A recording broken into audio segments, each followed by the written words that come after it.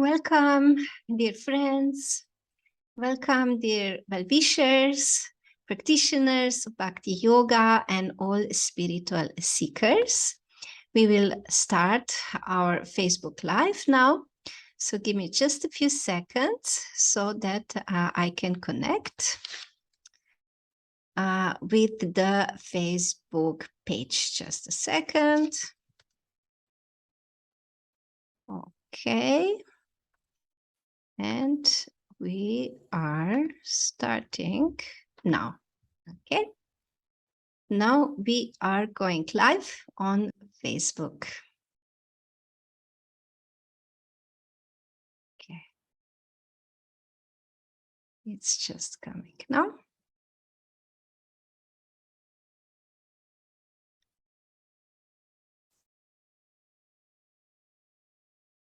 Okay, good. So now I would like to welcome all our friends watching on Facebook. Welcome, all of you. Today we have a different topic. We are just starting a new series of classes, and this will be classes on the topic of Bhakti Yoga. So this is for all of you who are interested in Bhakti Yoga, also for you who are already practicing Bhakti Yoga and would like to know more about what this really is. So our topic, the title is, what is Bhakti Yoga? I will explain in this class, first of all, what is really yoga?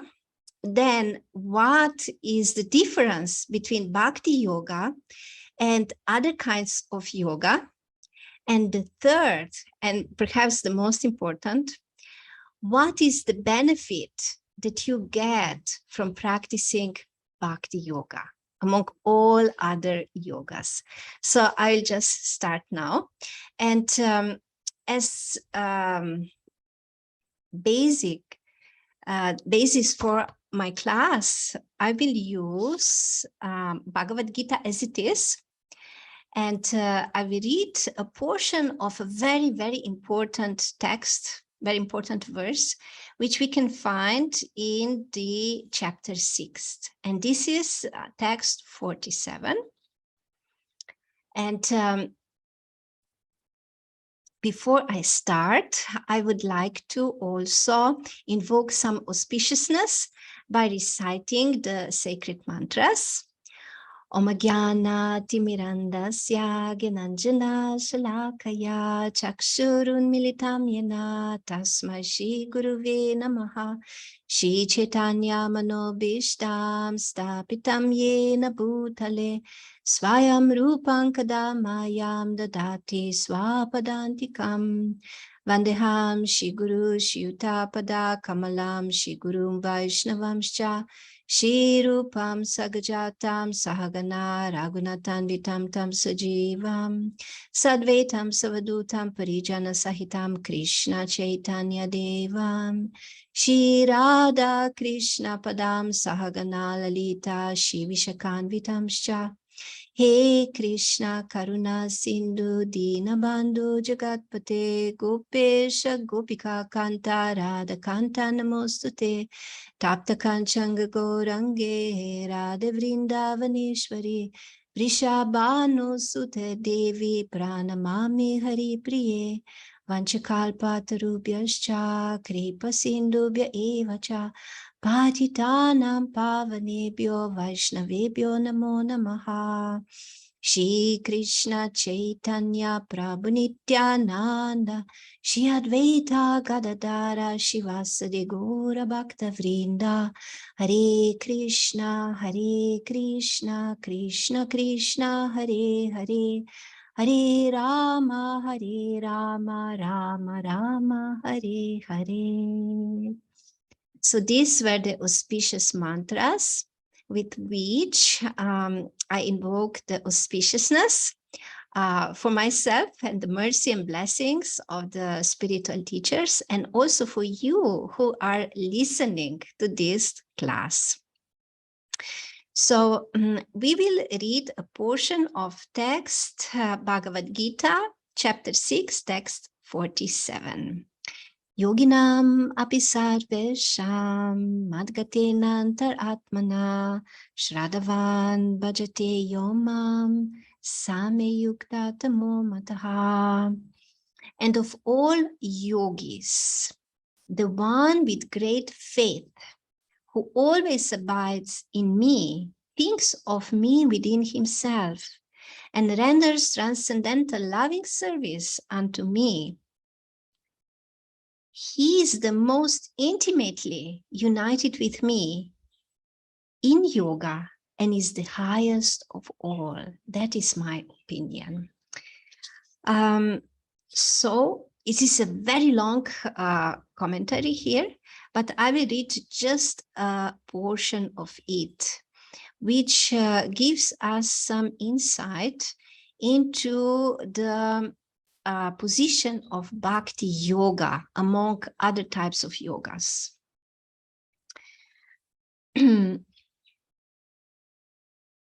So I'll start reading.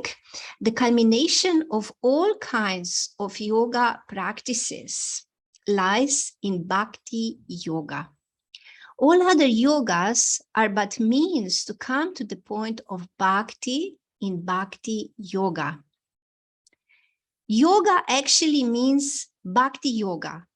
All other yogas are progressions toward the destination of Bhakti Yoga. From the very beginning of Karma Yoga to the end of Bhakti Yoga is a long way to self-realization. Karma Yoga without fruitive results is the beginning on this path. When Karma Yoga increases in knowledge and renunciation, the stage is called Gyana Yoga. When Gyana Yoga increases in meditation on the super soul by different physical processes, and the mind is on him, it is called Ashtanga Yoga. And when one surpasses the Ashtanga Yoga and comes to the point of the Supreme Personality of Godhead, Krishna, it is called Bhakti Yoga, the culmination. Factually, Bhakti Yoga is the ultimate goal, but to analyze Bhakti Yoga minutely, one has to understand these other yogas. Okay, so I'll stop here. So the question now arises, what really is yoga? Because we have so many different kinds of yoga, and yoga is a very popular practice nowadays in the world. So many people are practicing yoga, different kinds of yoga. So according to the wisdom and knowledge of the ancient Vedas, which Bhagavad Gita is the ABC of, yoga actually means to connect, to link up. This is the meaning of the word yoga. So now the question is, what kind of connection this is? What are we linking here? So the connection is between individual consciousness and the Supreme Consciousness, between the individual soul and the Supreme Soul, and the consciousness is between the individual person and the Supreme Absolute Truth. So this is what we are here connecting. And you could actually hear in this commentary, the explanation on this verse, Bhagavad Gita 6:47, that actually yoga is one process. Yoga is one in the sense that it is one spiritual process, which is actually compared to a yoga ladder. Why? Because yoga, a ladder, we know, has different steps, right? And on this ladder of yoga, there are different stages which are actually called with a different name. They are actually named as different kinds of yogas. So we could hear that, for example, Karma Yoga is one of the, we could say, the lowest ladders on the ladder of yoga. I mean, one of the steps on the ladder of yoga. After Karma Yoga, on a higher level is Gyana Yoga. Still on a higher level than Gyana Yoga is Ashtanga Yoga or Hatha Yoga. And still on a higher level is Bhakti Yoga. Actually, Bhakti Yoga is the culmination of all previous yoga steps. So this is the explanation what is yoga. But now I would like to explain, how does Bhakti Yoga differ from other yoga practices? Because many people are practicing Hatha Yoga, for example. Some people are also practicing Karma Yoga, and some people are also practicing Gyana Yoga. So what really is the difference here? The difference is, I will explain just briefly. The essence of Karma Yoga is that a person is engaged in his work or karma. Karma basically means work or activity. So he's doing all kinds of activities, all kinds of work. But this work becomes Karma Yoga instead of karma when he connects the results of his activity with the supreme cause, with the supreme person, with the supreme absolute truth. And this practically means that he will give at least a portion of his result of his work, which is often, this is just the money that that person gets if we look at the professional activities. So whatever money he gets, he dedicates at least some portion for the supreme cause, for the cause of the supreme absolute truth. So he gives like in charity, for example, not just for any kind of mundane cause. It has to be for that supreme cause. Then this, his activity, it's actually in the category of Karma Yoga. And Karma Yoga, it's actually really recommended for people who are very, very attached to material life, to material existence, and who are also very, very attached to material pleasures in this world. Because to practice Karma Yoga, one really does not need any qualification, any special, there is no special, nothing special is required for somebody to practice Karma Yoga. Anybody practically can do it if he only desires to do it. And he can live his normal life or her normal life as before, just giving some portion of his or her activities, the results for the supreme cause. So this is Karma Yoga. Then Gyana Yoga, it's a much higher stage of yoga. And for Gyana Yoga, there is a specific qualification required. And this is that a person actually needs to have some purification of the heart and has to develop detachment. A person actually has to develop detachment from this world and all the different pleasures of this world, especially this material life, family life. Such people are actually very inclined toward renunciation and asceticism. So different kinds of practicing different kinds of austerities and cultivating spiritual knowledge. So this is then Gyana Yoga. And of course, they are trying to understand the Supreme. But the Gyana Yoga, usually Gyana specifically aims at the impersonal aspect of the Supreme Absolute Truth. And it's still a lower step. Then after Gyana Yoga comes Hatha Yoga or Ashtanga Yoga. And this is the yoga with which a person is trying to come to a self-realization or God realization with the practice of Hatha Yoga or Ashtanga Yoga. So this is not something like millions of people are doing nowadays by going to the yoga studio like twice a week to do some yoga asanas for better health. No, this means that the yogi has to leave the family, has to leave his home, his house, and has to go somewhere in the seclusion, somewhere in the mountains, and then just live in some cave.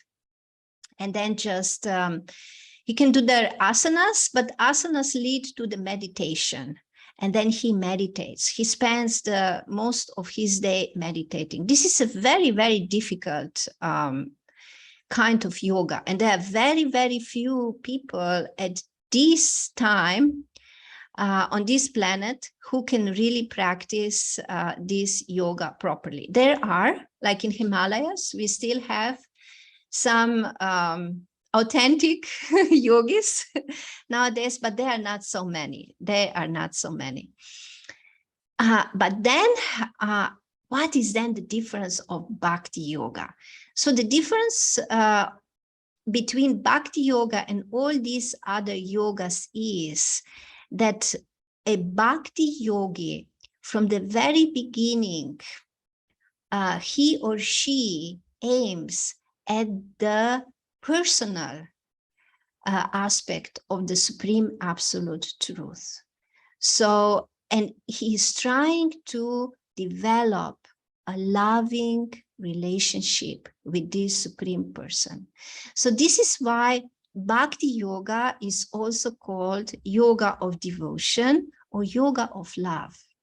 It is basically an awakening of spiritual love, pure, selfless love, which each of us as a soul is feeling towards the Supreme Soul. And once this love is awakened, and in the proportion to which this love is awakened, we also are becoming more and more loving towards all living beings, meaning towards all other people and also towards animals and even plants and trees. Like we start to live more in harmony with the nature and with everything that exists. And a very, very interesting and specific characteristic of Bhakti Yoga is that although Bhakti Yoga, it is the highest step on the yoga ladder, it does not require a specific qualification to begin it. And actually, anybody can start practicing Bhakti Yoga. Even children can start practicing Bhakti Yoga. The only real requirement for practicing, for a pure practice of Bhakti Yoga, is that the person somehow or other develops faith in this process, in this spiritual path. When a person actually develops faith in this practice, pure practice of Bhakti Yoga, he is eligible candidate and he or she can start practicing Bhakti Yoga. Bhakti Yoga is also completely spiritual practice or transcendental practice, which puts it on a very, very special level, because it does not have any other cause. Like for other types of yoga, there is a lot of stress on a personal endeavor and personal capability in order to achieve success. But Bhakti Yoga, actually, it's a yoga of grace, which means that one can endeavor, and definitely one needs to endeavor to be successful on the path of Bhakti Yoga. But success really depends on the grace or the mercy. And who gives this mercy? This mercy comes from above. It comes directly from the Supreme Person, and also comes from the other very, very elevated souls, very elevated spiritual practitioners of Bhakti Yoga, who can also bestow their benedictions, their mercy and their grace.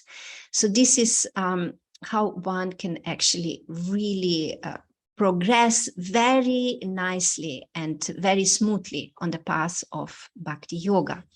Of course, there is so much more to tell you about Bhakti Yoga. And I will mention just maybe just a few sentences. If there will be any questions, then I can go a little deeper because this is a very broad topic of what Bhakti Yoga is. But just in a very little essence, I would like to quote one very important text from the book which is called Nectar of Devotion. And this is Anya Bilashita Shunyam, Gyana Karma Anavritam, Anukulena Krishnanu, Shilanam Bhaktir Uttamam.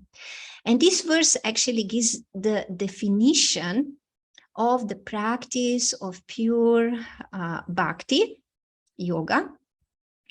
And you can actually hear the words Gyana Karma Anavritam, Anukulena.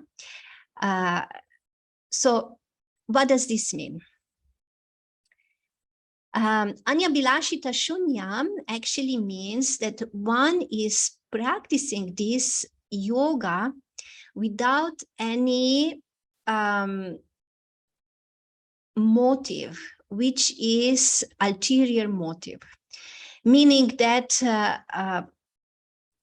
the motive to get something out of it, some selfish motive, something for myself.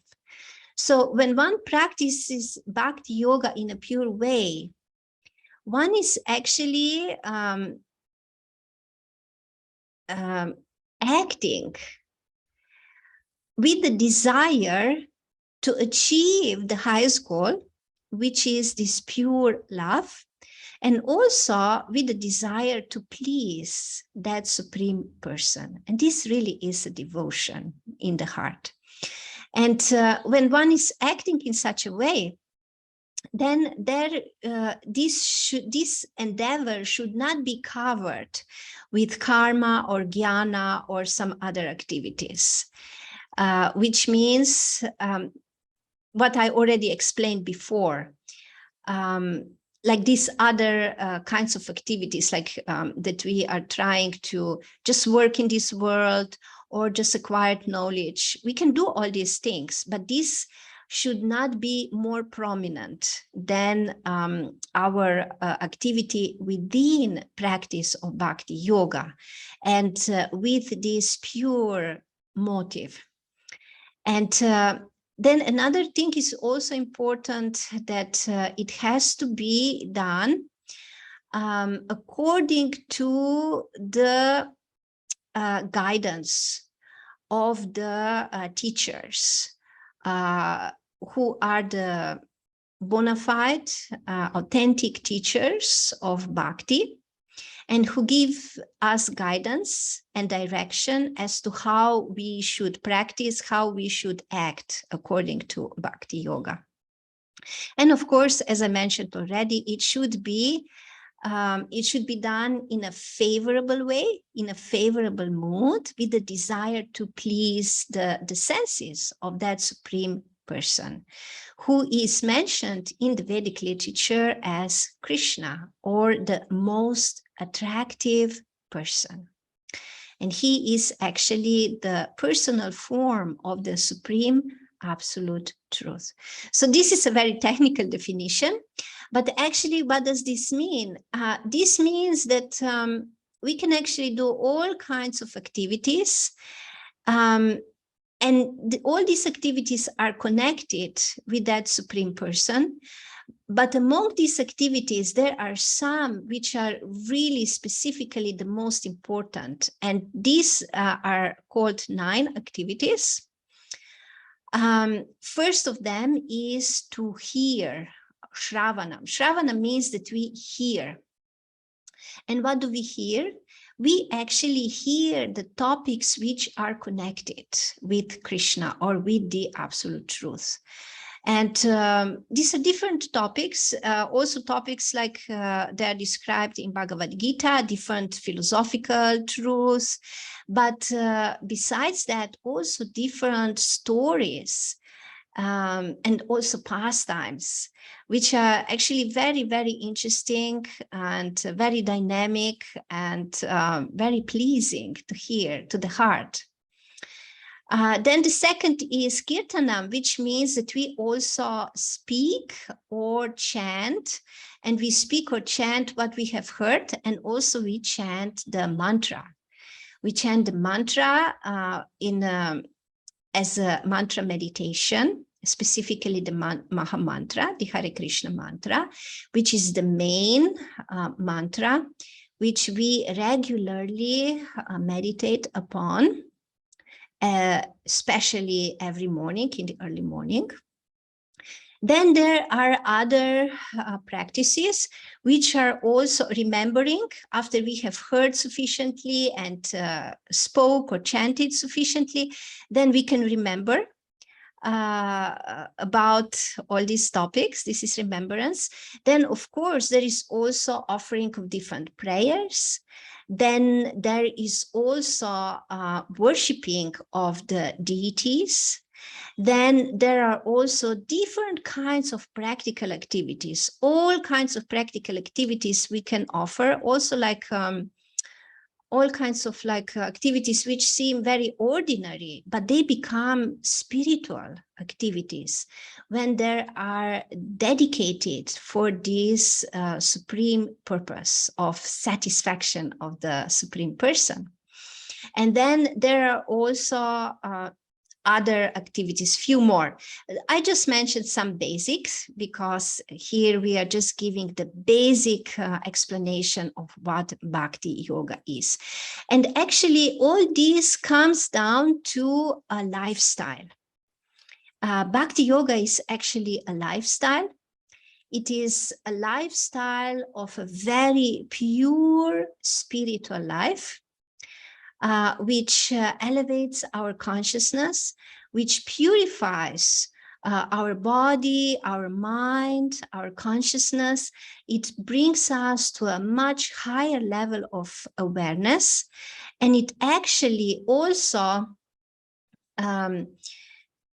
helps us to first acquire a very, very deep scientific, philosophical knowledge about this world, about our nature as a soul, and about the nature of the Godhead. It's a very scientific knowledge, philosophical. And then when we practice accordingly, then this knowledge is also awakened in the heart. So this Bhakti Yoga, this practice of Bhakti Yoga, it's actually explained in Bhagavad Gita to be a great secret. This is a very, very confidential portion of the Vedic literatures. And it gives a direct realization, direct realization of the heart, of our spiritual nature and of the spiritual reality. And at the very end, when the love is awakened in the heart, a person can actually return back to the spiritual world, to the eternal residence which each of us have in the spiritual reality, in the spiritual realm, where we have all come from. So this is just in very short, basic explanation of Bhakti Yoga. There is so much more to say, and I will be explaining more about it in next classes, and especially if there will be questions. So now I would like to conclude with the explanation of the benefits of Bhakti Yoga. What actually Bhakti Yoga does for you, and why you should be interested in Bhakti Yoga and practice of Bhakti Yoga. So in the next weeks, I will be going deeper into these topics. So there are many characteristics of practice of pure Bhakti Yoga. And the first one is that Bhakti Yoga actually removes all distress. There's so much suffering that we are experiencing in this world in different ways, on different levels. And there are many people who come with different solutions of how we can get relief. But all these different ways, both material and spiritual ways, are limited. They can actually limit our suffering to a certain degree, but they cannot remove it completely. But Bhakti Yoga has the power to remove our suffering completely and totally. Because once we are fully awakened to our spiritual nature, and we actually are able to again, not only connect, but to return to the spiritual realm, then there is no more suffering, no more pain, no more suffering, no more material miseries. It is all removed. It is all gone.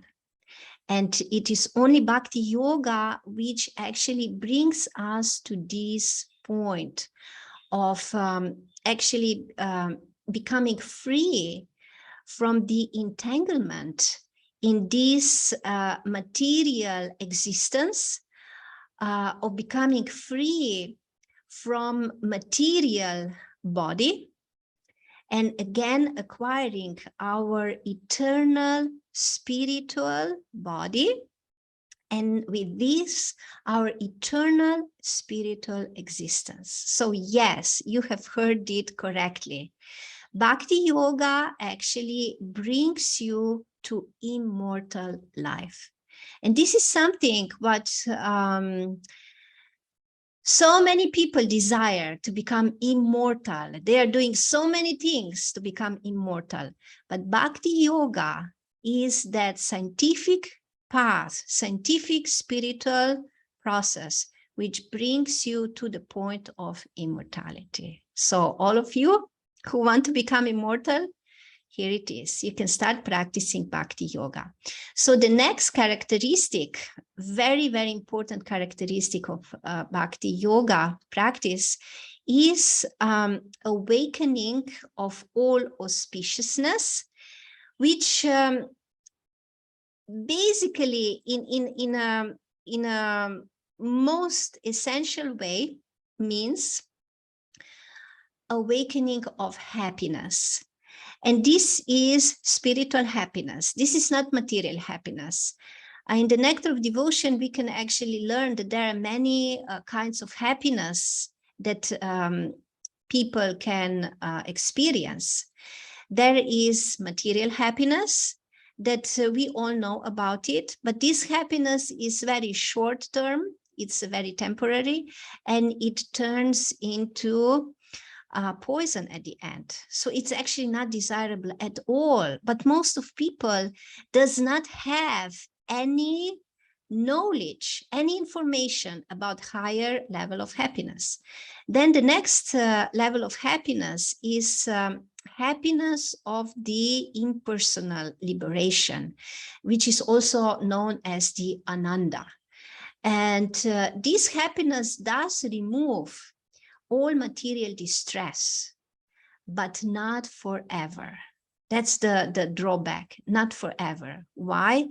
Because the soul is by nature a person. We are all individual personalities.